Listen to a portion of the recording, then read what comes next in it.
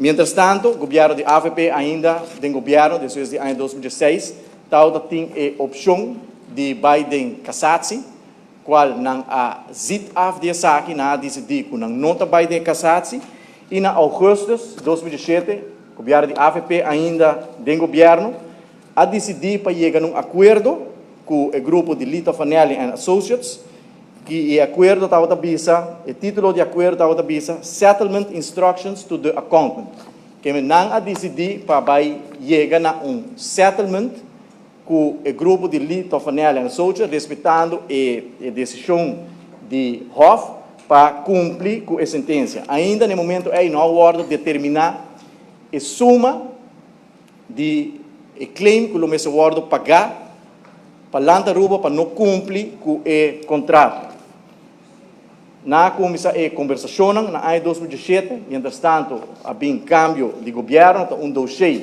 que nós a heredar de governo de AFP, mesmo que é tantíssimo desastre não, que nós a heredar ou nós dentro de governo, já que está de situação que nós mister a deal com o senhor presidente, na ano 2019,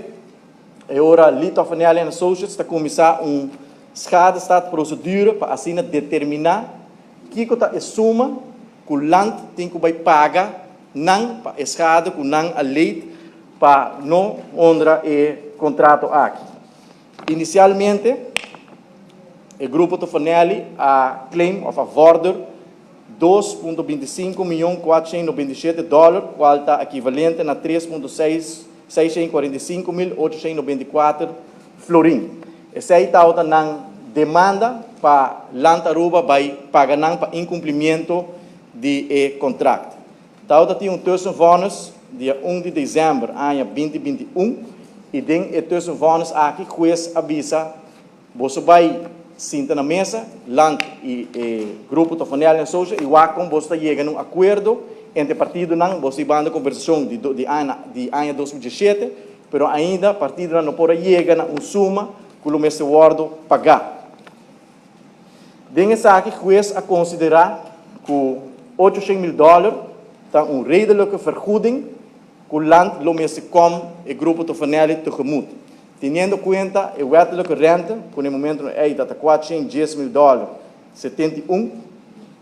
aí chega a suma de $1.210.071. Essa aqui é equivalente a mais que 2 milhões de florim. Na final do dia, o governo vai passar para o Conselho naquela raia, e o machtig de Lantaruba vai negociar com o machtig de grupo de Fanelli, e na final do dia, não vai de acordo para chegar a